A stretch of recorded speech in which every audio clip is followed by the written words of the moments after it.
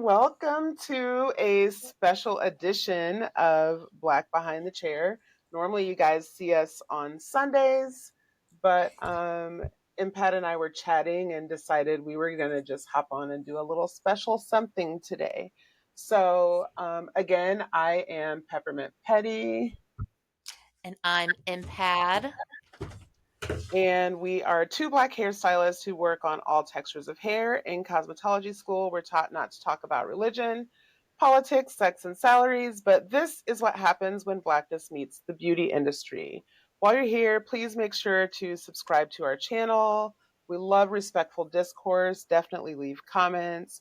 Like this video. It's a free way to support our growth. So the reason that, I know this all started with talk of the halftime performance by Kendrick Lamar yesterday. And it Yes. sounds like you and I were on the same page that, I did not care about the game, at all. No. Like, did not care. In fact, I probably could not, prior to sitting down at halftime, if my life depended on it, could not have told you who was playing in the Super Bowl. I just didn't care. Yeah. I really only But know because I'm in Missouri and Chiefs are from here, that's but fair. I don't care about football at all. No, and I thought we were boycotting football, so. Right? Yeah.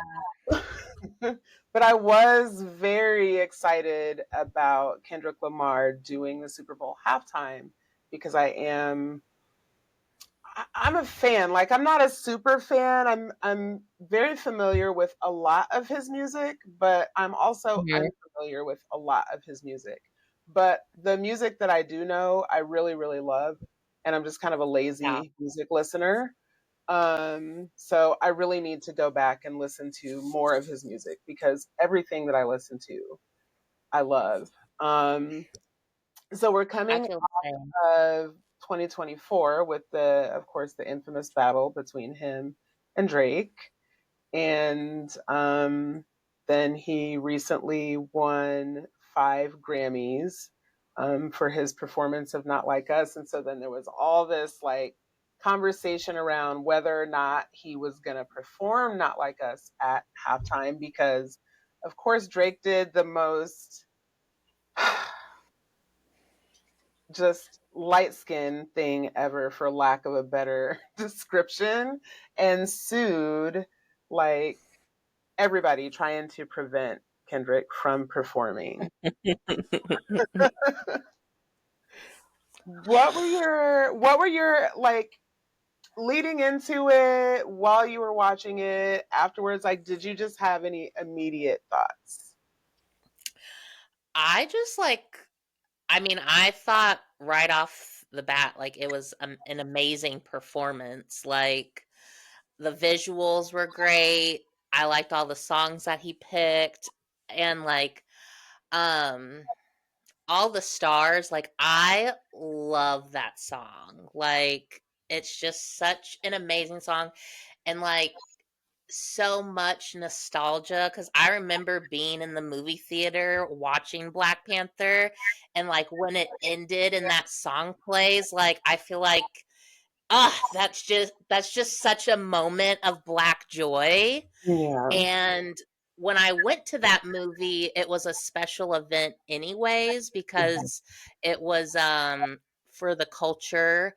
The woman in charge, she bought out a screening, and so it was all Black and brown people. So it was just an amazing memory that I have. So the fact that him and SZA performed that song, ah, Yes. love. And you know And what? I forgot that was from the Black Panther soundtrack. So that just adds yet another layer yeah. because I Mhm. forgot all about that. I'm sorry, I Yeah. interrupted you. No, I was just gonna say I remember seeing tweets about that was just a good moment for Black people at that Mhm. time. And yeah, like I said, I love that song. SZA sounded great. And yeah, just the whole performance was amazing. At first, what was funny, I don't think I saw Serena's face right away. I just saw like a black woman crip walking with blonde hair, and I at first I was like, "Is that Beyonce?" But then like closer, I was like, "Oh, no, that is not Beyonce." So Yes. like I loved that little part.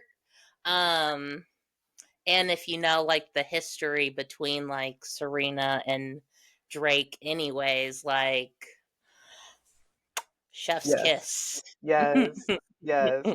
There seems to be no bounds to Kendrick's pettiness, and like my name suggests, I am here for it. Love me some petty. Yeah. Um, yeah, it was really, really exciting. I watched it with my mom and my grandmother, my aunt, my uncle. I did watch the first half of the game just because my family was there and that's what they were doing. So there Mhm. was a lot of commentary about, around, like we were all rooting for Philadelphia just because, the history of the recent history of Kansas City Chiefs. Well, are they the Chiefs still? No, they're still the Chiefs, but they had to get rid of The the mascot. mascot. Yeah. Um, but it's my understanding that like their kicker is a Christian nationalist, and then there was like all of the um, drama with Patrick Mahomes' wife being a MAGA supporter, so he's MAGA adjacent. And Mhm. then the comment by Travis Kelsey was a little Mhm. weird. And so it was just like absolutely not. And so it actually reminded me, and I don't know if you'll remember this, but in 2017, when Trump was inaugurated the first time, we were just coming off of 2016 was like the year of there were a lot of protests. There were a lot of cities on fire that year because that was the year. 2016 was the year of like Alton Sterling and Mhm. Philando Castile. So like there had been a lot of protests in 2016, and then Donald Trump was elected, and then he was inaugurated in January of 2017, and then the Super Bowl happened. Um, and so that Super Bowl was just giving that in 2017 it was very much giving because it was the Patriots versus Atlanta. And so that Super Bowl was very much giving like all lives matter versus Black Lives Matter, the Patriots versus Atlanta, Yeah. right? Mhm. Mhm. So this Super Bowl kind of ran parallel to that for me. Like it had that same Yeah. kind of a feeling for me because Philly is such a black ass city, and then all of the white nationalist adjacency of Kansas City Chiefs. It just very much still had that same feel, except in 2017, it was Lady Gaga that headlined and or did Mhm. did halftime, and then of course this time it was Kendrick Lamar, and so it made me. When do you remember the moment when he said something like it's the right time but the wrong guy, but you got the wrong guy. Yeah, uh-huh. So I've been seeing that interpreted as like it's the right time and in terms of like it's time for change or it's time for revolution, but that Mhm. we elected the wrong guy in Donald Trump to lead that change. But Mhm. I also kind of interpreted it as you know, there's been a lot of talk around that saying, I think it was like I don't know, it was a poet maybe during Roman times where he says something like, give them their bread and circus and the people will never revolt. You know what I'm talking Mm. about? Have you ever heard that before? Mhm. So, like, I feel like halftime is that, right? Well, the Super Bowl in general, right? Like, we all make all this food, that's our bread, right? And then halftime is our circus. And, like, certainly Lady Gaga is an amazing performer and certainly would qualify, right? I felt Mhm. like Kendrick was like, I'm not. this circus is not going to be what you think it's going to be, because the Right. layers of things in that performance. And then it wasn't until afterwards when I sent you that picture of the young man standing on the car with the Sudanese and Palestinian flag. I didn't Mhm. even see that. I didn't see that until after the fact. And then I went back and watched the videos and saw you could see him very plainly behind Serena when you're looking for him. Mhm. Yeah. Mind blown. Yeah. Mind Mhm. blown. And Yeah. then we saw the video of him like being chased off. Well, then it turns out that he was actually a performer. Like he wasn't. Yeah. So like, why was he chased off the field if he's a performer? Like they, as far as they know, he's a part of the show. Like, so I found it interesting that they chased him and like dragged him off the field. He was arrested, and that's how I found that apparently there's a law in Louisiana where you can be arrested and held without charges for 60 days. Did you know that? I didn't like know that like law per se, but I do know there are a lot of privatized prisons down south. And I had a friend who used to live down in the panhandle of Florida. And so I would drive, from Missouri down to the panhandle of Florida, and you go through some interesting places. And a fear of mine, and some people might call it an irrational fear, as others would call it real life.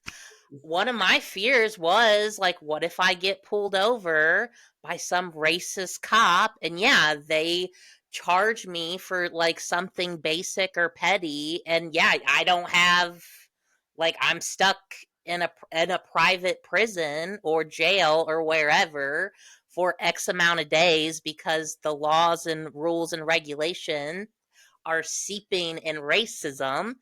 And it's just like that always terrified me. So I remember, like, I tried to go on major highways. I only stopped at like well populated, like inner, like, city suburb areas. Like, I wasn't trying to make sure I had a full gas if I knew it was gonna be a while until I could get to civilization.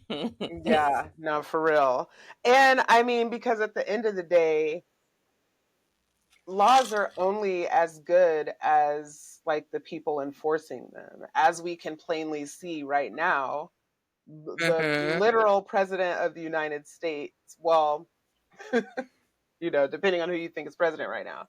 Um, but all sorts of laws are being broken, and like no one's basically doing anything about it. And that's terrifying to think, but you're right. You could be driving through small town south of the Mason Dixon line.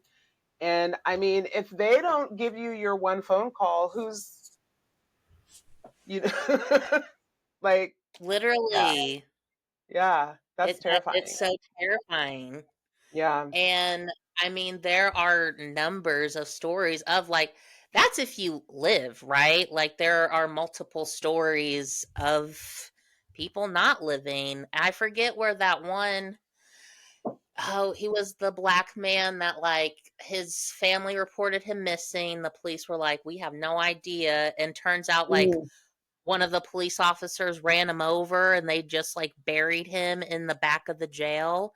And then mhm. you found out it was like a whole mass grave. And last I heard, they had recovered like almost 700 bodies back there.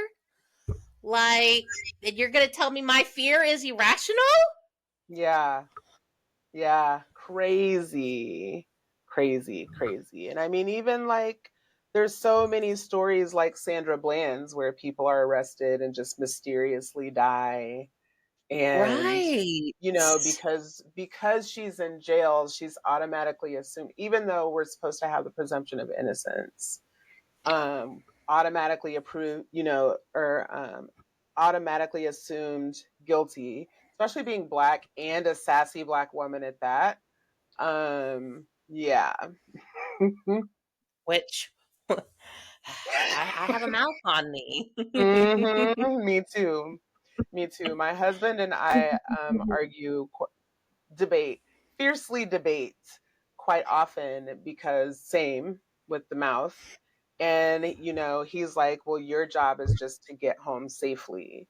And I'm like, okay, but what I need you to understand is even if I bend over and kiss their sweet white ass, if they're having a bad day, I might die anyway. And what I'm not going to choose to do is to willingly um, allow you to violate my rights. Like if you're violating my rights, I'm going to say something. You're violating my right. I'm not going to just lay down and allow you to violate my rights so I can make it home safely, right? Because I still may not Yeah. even make it home safely. Yeah, Yeah. exactly. Yeah. And like I'm just at the point too, like we've seen time and time and time again, white mass shooters can literally like be taken in fine, no problem. So like why do I have to be nice? Mhm. Mhm. Yeah, the very You're first time. you're telling me Dylan Roof shot and killed 9 people and they took that motherfucker to Burger King. Mhm. Meanwhile, all I did was tell 4 police officers to get off someone's back and I got tackled and arrested. Yep. Yep. Yeah.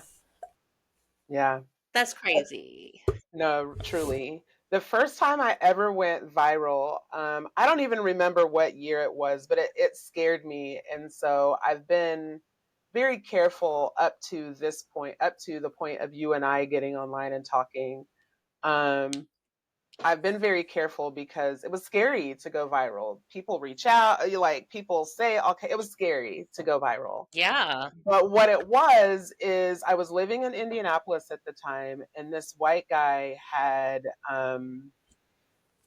he had like shot several police officers. He had shot, I don't remember if any of them died, but he definitely had shot several police officers and was arrested alive. And I don't even remember which black body they had recently killed.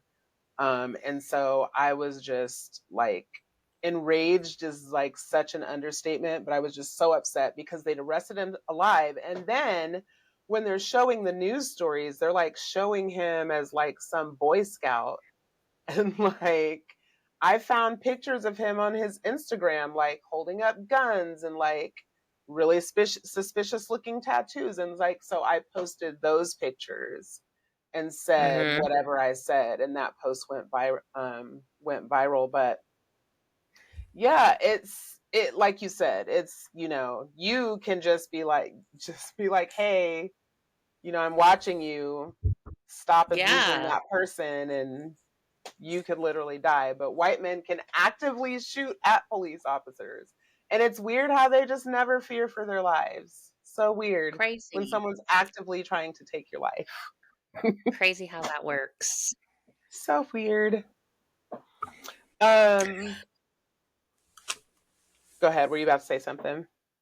I was gonna say I saw this one video. I don't know if it's like true or not, but also during the halftime, whenever they did like the giant like X triangle, Mm-hmm. circle, square. So Mm-hmm. someone had a little theory that if you look back at the code, if you were Mm-hmm. to type that code into Grand Theft Auto, it's like full armor and full health.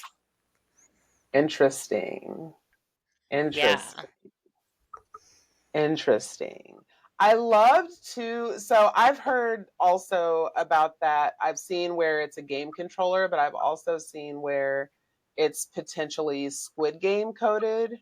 But I've never seen Squid Games, so I'm They just do taking use people. those shapes in there. Yeah.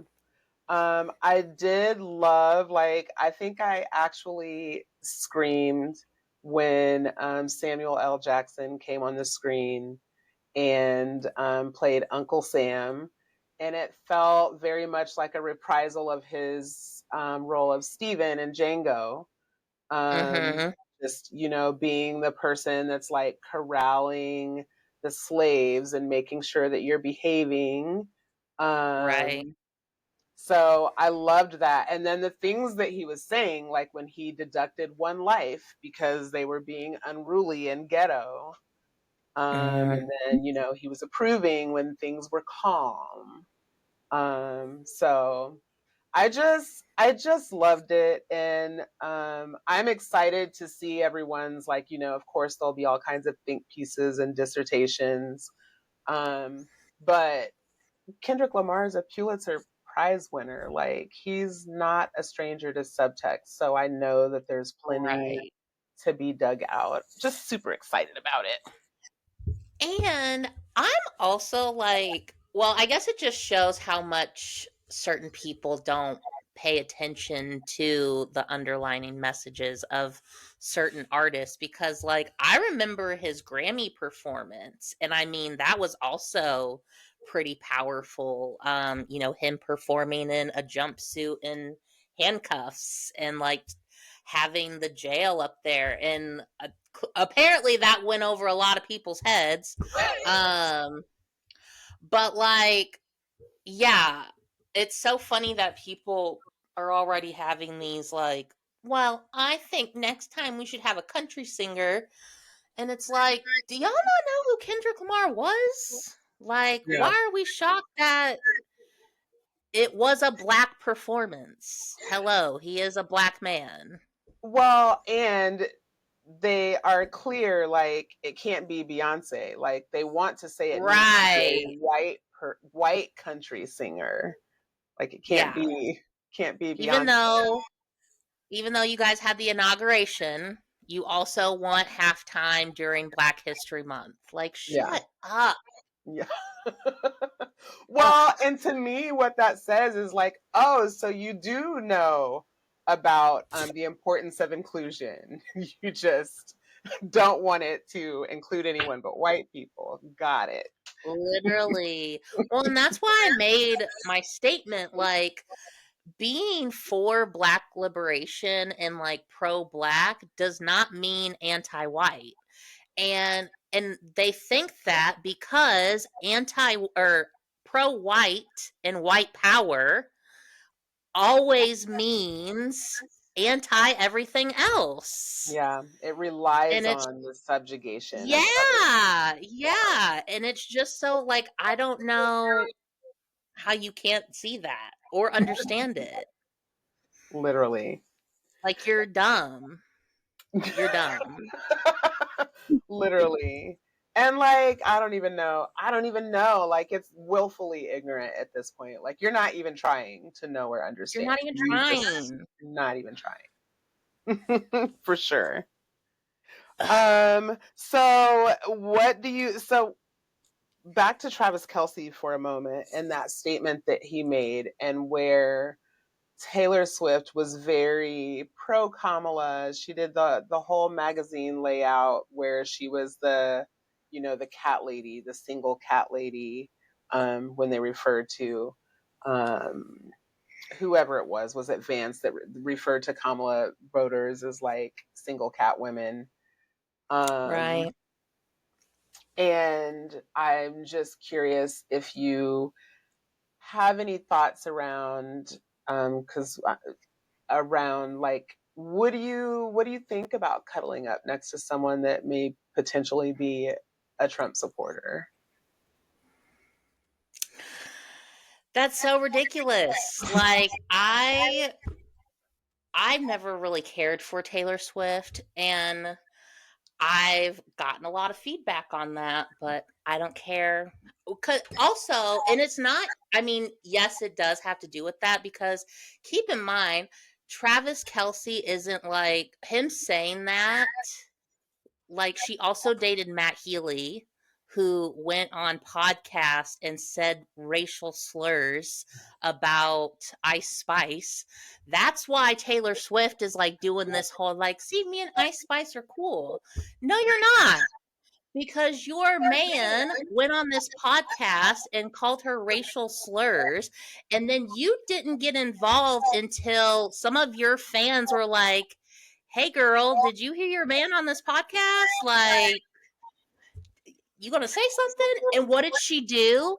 At one of her fucking concerts, she brought up Ice Spice and literally held her hand and paraded that girl around the stage, and then came out like with a song with her. And then they were seen at like, yeah, the football games and stuff. Like, please, So she did the miss me. ultimate white lady thing. She's like, "No, I have a black Literally, friend. Look."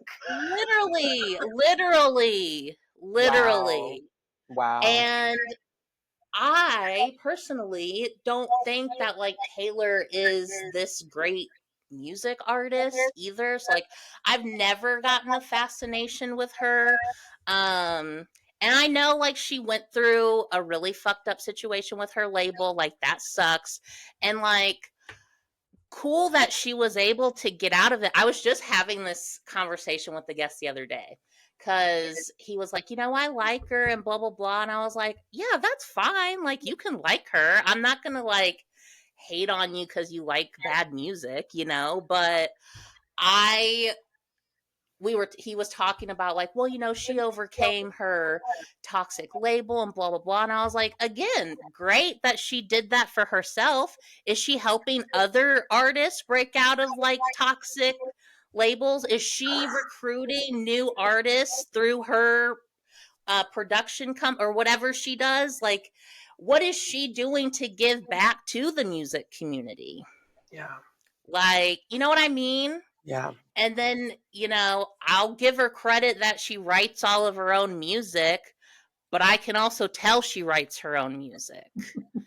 Like, that's the thing, too. When Taylor came out for me, like, I think I was in middle school when she first came out, and she was a country artist. I don't like country music, so Mm. she never really appealed to me, anyways. And, like, now she's more of like a pop artist. So I can see, yes, technically she has, progressed as a normal musician because she's experienced or experimented with like other genres. But the tone and like the messages or the songwriting have not changed. At least to me, for her to win as many awards as she has, Yeah. like, that is mind-boggling to me. Yeah. But again, that's just my own personal opinion about Yeah. Taylor Yeah. Swift.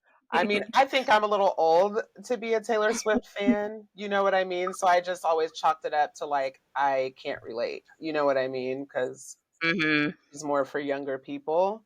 Um, but I feel like she does a really good job for people like me who don't pay close enough attention of playing like innocent white lady, innocent Yes, kind white lady. literally, literally, And especially literally. when the thing happened with Kanye, like that's her introduction to the world, right? Because I'm not even sure I knew who Taylor Swift even was until that Kanye moment. And Sure. then, um, so yeah, she does a great job with that. But Yeah. there is no way. I mean, yeah. So I could see like, so there's a history. Travis Kelsey's comment was not her first foray into white No, nationalist adjacent or white supremacy adjacent men. no. And I also don't want to sound like a woman hater or anything Mm, when I say this either. But like she gets a lot of praise because she, writes these songs about, all these men that have like fucked her over and like all this stuff. And I mean, she's known to have these very like public relationships with mhm, others, whether it's a celebrity or an athlete, like she's known to have these very high profile relationships. And it's always interesting to me when she goes through a breakup how quickly so many like stand behind her on mhm, certain like aspects. And again, my own personal opinion, for as many people as Taylor Swift has dated, mhm. it's been It's quite been a the lot. number of people. It's been a lot. And a lot of like different men. You know what I Mhm, mean? Like she's dated high profile celebrities, musicians, yeah. producers. athletes. Like, at what point she's had all these breakups. At what point do we start looking at the common denominator and it's her? Mhm. Like, Like, maybe it's you, babes. yeah, maybe it's you, babes. Like, maybe we should take some time from writing songs about these men that broke your heart, Go and get some maybe therapy. yeah, and maybe do some self-reflection on, like, well, who am I and what did I do to contribute to that? I don't Imagine. know. Just a thought. Hey guys, it's me, Peppermint Petty, one half of the dynamic duo that is Black Behind the Chair. First of all, we want to thank you for spending your Sunday evenings with us. Every Sunday at 6 p.m. Eastern Standard Time, you can join us for salon things, politics, current events, news, jokey jokes, and more. We just love this little community that we're building of like-minded people, and we just want to say thanks so much for being here with us. We're trying to hit a goal of 500 subscribers by the spring. So if you could do us a quick favor and subscribe to our channel if you haven't already. Also, engaging with our comment by liking, sharing, and commenting allows the algorithm to do what it does. Lastly, if you have something to say to us, anything at all, a question about something in the beauty industry, a topic you'd like us to cover, leave us a voice message at 470-713-5905. You can do that anonymously or leave your social media if you'd like a shout out. And now back to Black Behind the Chair. Did you see in Lincoln Heights, Ohio, the people that chased the neo-Nazis out of their neighborhood? No. I implore you to look it up. It makes me very proud. Ah, So a little bit. So this was just in the last couple of days that this happened. So um, it made me go and like look up. I wanted to know more about this place, right? So Lincoln Heights, mhm. Ohio. It is just outside of Cincinnati, or it's a suburb of Cincinnati, but it's actually the first self-governed incorporated Black city north of the Mason-Dixon line. And so it Hell makes me yeah. wonder if it was chosen on purpose, first of all. So Um, it was a group of neo-Nazis, dressed in all black.